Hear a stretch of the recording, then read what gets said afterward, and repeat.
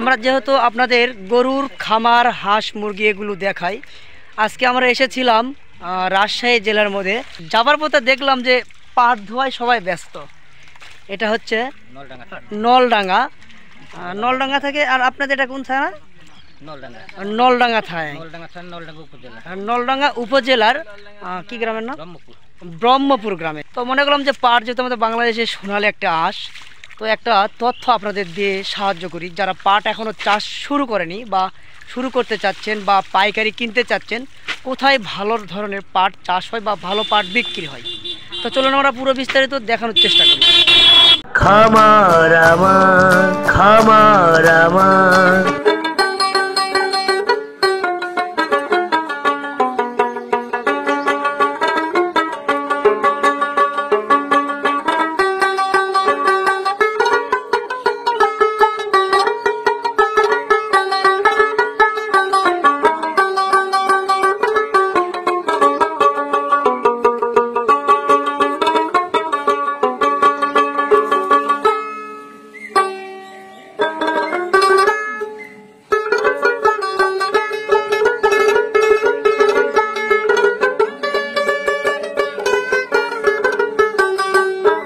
আসসালামু আলাইকুম, ভালো আছেন?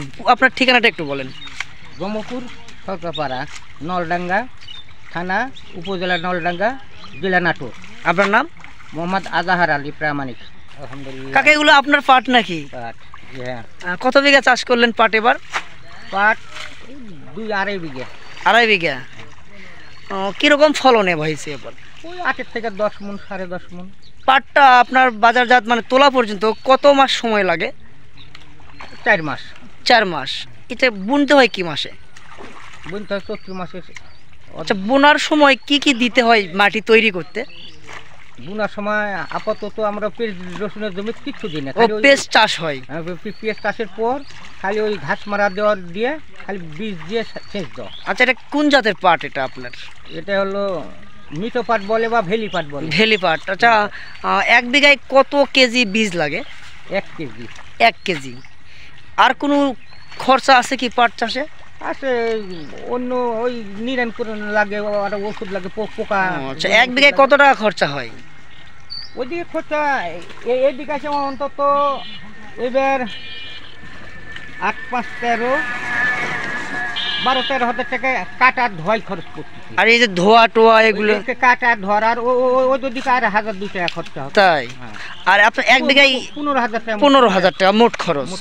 আর 1 বিঘায় আপনার আসে কিরকম টাকাটা? এই বেকার কারো হয়তো ওই 34-35 এর নিচে আর আসবে না। তাই? 28-30 হাজার টাকা।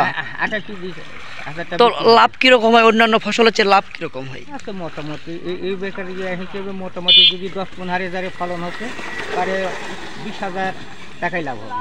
20,000 টাকা লাভ হবে? 20,000 টাকা লাভ হবে। কারণ ওই যে 35-36 হাজার টাকা বিক্রি হচ্ছে, 15,000 যদি খরচা যায় তাহলে 20,000 টাকা লাভ হবে।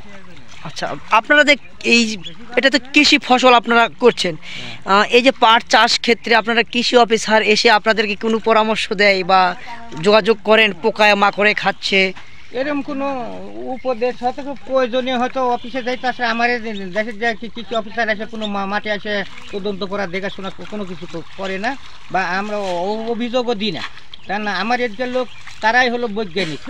ওই জন্য ওই কয় আমরা অফিসারকে মানি না, অফিসার কি জানে তার চেয়ে আমরা বেশি জানি, এই মনে করে অফিসার।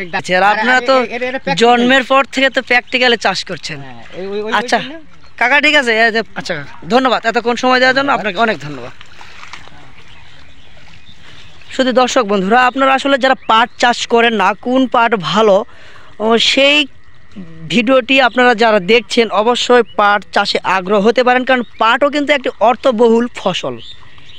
এটি চাষ করলে ছাগলে খাবে না, গরুয়ে খাবে না, কোনো নষ্ট নেই বললেই চলে।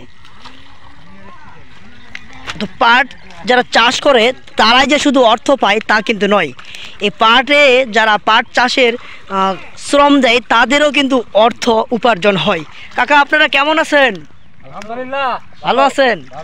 আচ্ছা, কতদিন হলো এই পাটের কাজ করছেন আপনারা? 1 মাস হবে। 1 মাস হবে। আচ্ছা, দিন মজুরি কীরকম পান? 700 টাকা দিন।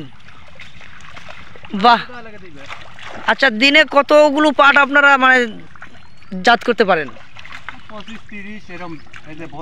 25-30টা বোঝা। তারপর কষ্টের কাজ, সবসময় পানিতে নেমে থাকতে হয়। তো পাট যারা চাষ করে তারা যে শুধু মালিকই পায় না, এর মধ্যে কিছু শ্রমিকেরা কিন্তু টাকা পায়, এ তো সবারই উপকার হচ্ছে, তো অর্ধাধি হয়ে যায়।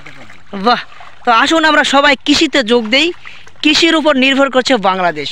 আমরা অনেকেই কিন্তু কৃষি ফসল উৎপাদন করি, কিন্তু আমাদের একটা ব্যর্থতা, আমরা কৃষক, আমরা চাষ করি, কিন্তু এই কৃষি ফসলের দাম আমরা নির্ধারণ করতে পারি না।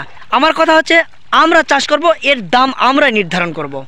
এটা কিন্তু আমরা ব্যর্থতার মধ্যে পড়ে যাই, আমরা কিন্তু এটা করতে পারি না। তো এটা করার জন্য সবাই কৃষককে সাহায্য করবেন, কৃষি ফসলের প্রতি ঝুঁকবেন, কৃষকের উন্নতি করবেন, দেশের উন্নতি হবেন। সবাই ভালো থাকবেন, সুস্থ থাকবেন। কাকা আপনারা সবাই ভালো থাকবেন।